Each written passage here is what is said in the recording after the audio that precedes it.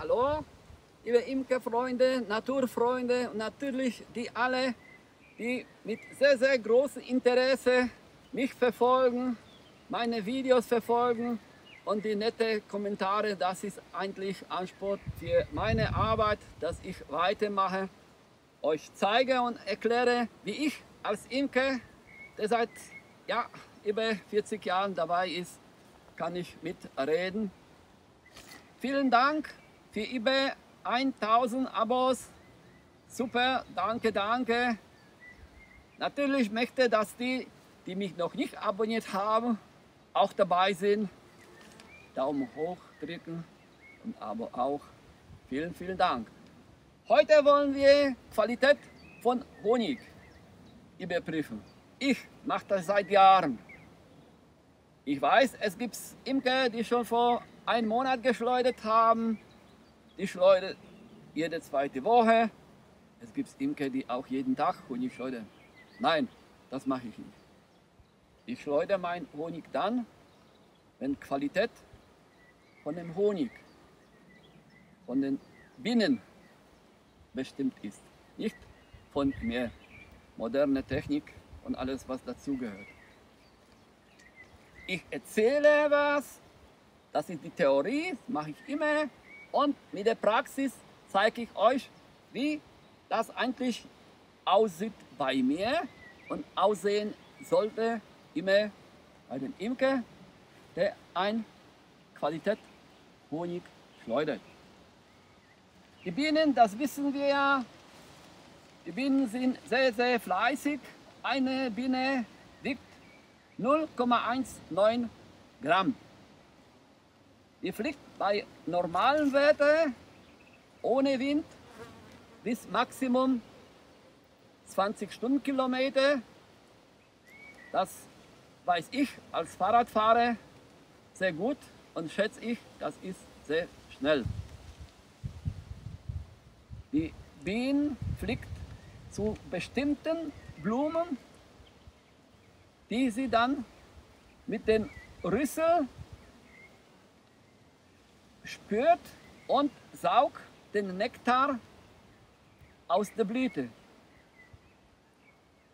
Schluckt sie vor in den Vordarm und um den Vordarm voll zu machen, braucht die Biene bis 200 Einzelblüten muss sie anzupflegen, schlucken, schlucken, schlucken. Dann hat sie den Vordarm voll, fliegt sie hierher. Natürlich braucht sie dann auch die Biene den Nektar als Sprit, ja, für die Autofahrer. So, das heißt, in dem Weg, was jetzt die Biene zum Fliegen hat, verbraucht sie ja auch Teil davon. Das, was die Biene jetzt in dem Vordarm hat, entspricht etwa dem Gewicht der Biene von Anfang an. Natürlich, wenn die Biene jetzt hier 5 Kilometer zu fliegen hat, dann hat sie 50% von dem Vorrat weg. Wenn sie nur 200 Meter zu fliegen hat, dann hat sie viel, viel mehr gelassen. Das ist jetzt die Problematik, die die Biene hat. Daher, wir brauchen große, starke Völker, viele Bienen, dass sie unsere Honig hierher bringen. Das ist jetzt hier mein Ableger von vergangenen Jahr, deswegen nur 2 Zargen, also eine Zarge ist eine Kiste mit 11 Rähmchen. Die größere Völker habe ich auf 3 und die ganz großen Völker haben 4 Zargen.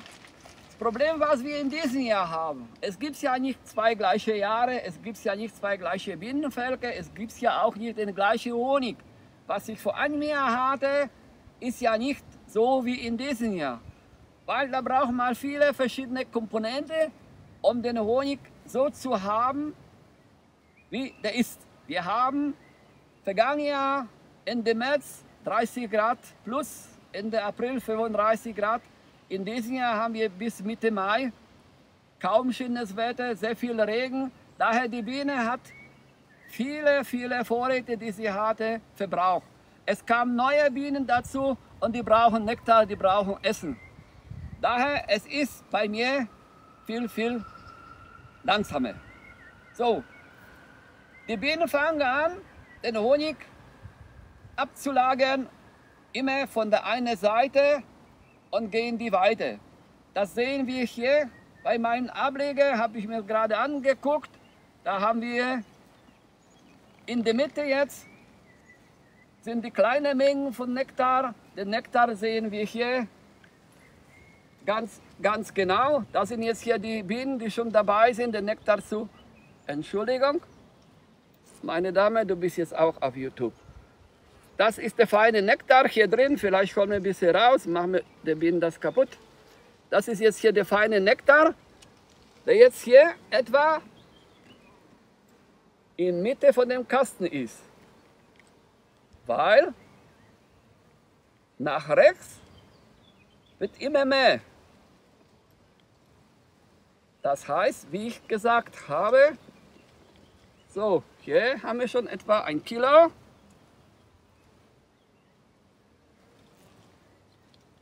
Aber noch alles flüssig.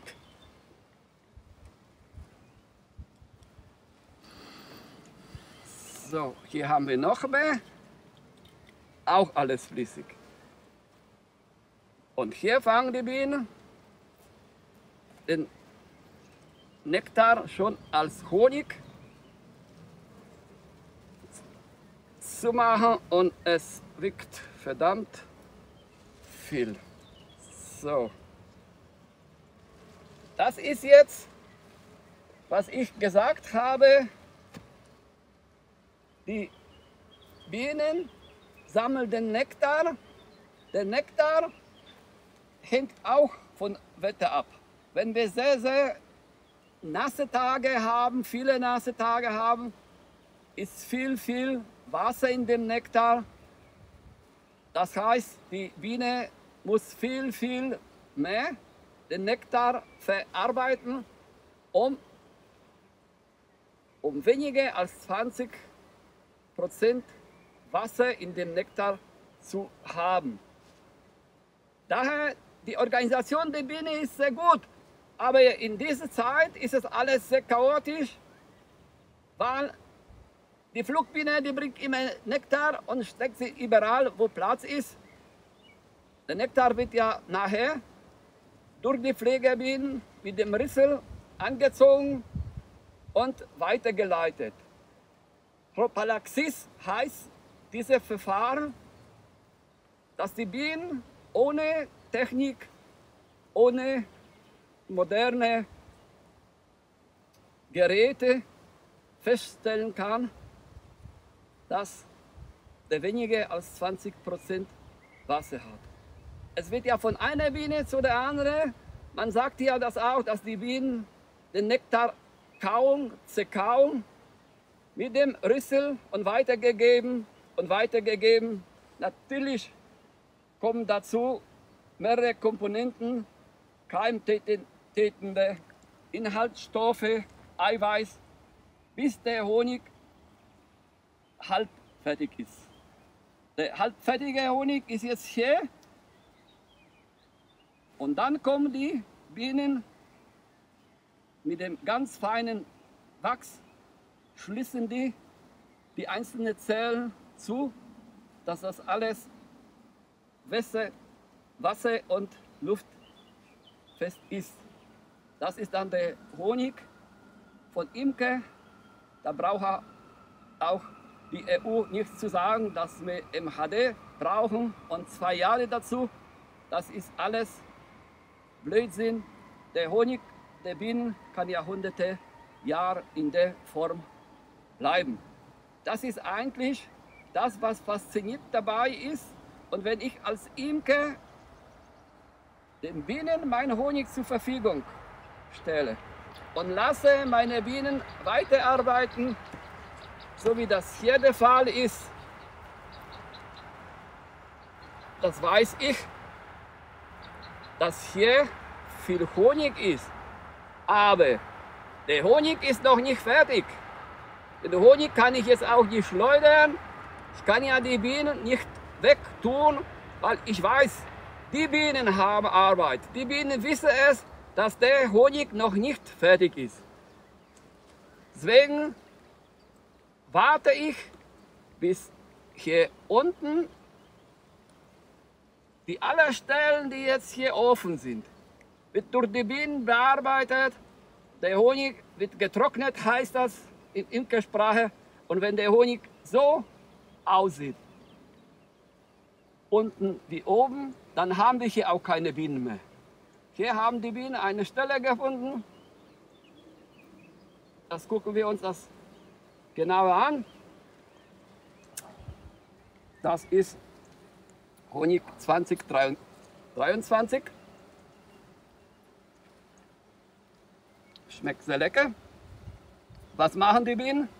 Die werden gleich dann auch hierher kommen, versuchen die Stellen sauber zu machen und mit dem feinen Wachs wieder alles zu schließen. Jetzt sind die dabei, aufzusamen. Schon merken die, aha, hier stimmt was nicht. Unsere Arbeit, was wir hier mühsam gemacht haben, hat der Josef kaputt gemacht. So, das macht die Biene jetzt. Gerade, was ich gesagt habe, findet statt. Schon sind die ersten zwei an der Arbeit und schauen sich das an. Das kann doch nicht wahr sein. Es war alles schön mit dem Wachs zu. Jetzt ist es offen. So funktioniert das bei den Bienen. Und wenn wir alle Zellen, die mit Honig jetzt hier versehen sind, so haben wir hier, dann können wir unsere Honig schleudern.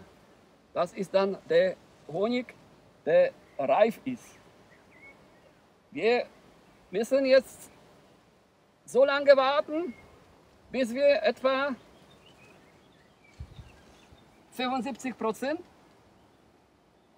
von Rähmchen schön zu haben wie hier. Dann kann ich meinen Honig erstmal abschleudern, weil wenn ich dann den Honig hier sehe, das ist kein Honig, das ist der Nektar. Hier hat sich auch die Königin gefunden, weiß ich nicht warum. Hier ist die Dame, die gehört nicht hierher. Aber wie ich vorher gesagt habe, dort wo Brutraum gewesen ist, ist jetzt Nektar und die Königin sucht überall freie Stellen, dass die Eier legen kann. Ich als Imker kann natürlich helfen und die alle Rähmchen, die mit Nektar unten versehen sind, gebe ich nach oben und die alle Rähmchen, die mit Eier versehen sind, kommen runter. Stelle ich automatisch, ohne Absperrgitter, ohne Hilfe, wieder alles so wie sein müsste. Honig oben im Honigraum, Königin mit Eier unten. Das ist jetzt sehr, sehr wichtig, dass die Bienen wieder die Bienentraube bilden um die Königin. Und wenn ich dann Honig schleudern möchte, dann habe ich keine Eier, kein Brut. Habe ich hier oben den Honigraum. Die Bezeichnung ist ja auch Honigraum, auch nur Honig. Ich denke, das ist heute wieder interessant gewesen, dass wir alle miteinander wissen, von wo der Honig kommt, und die Bienen soll man dann auch eigentlich nur streichen und bedanken sich für die gute Arbeit. Vielen, vielen Dank, bleibt alle gesund. Liebe Grüße, euer Josef. Tschüss.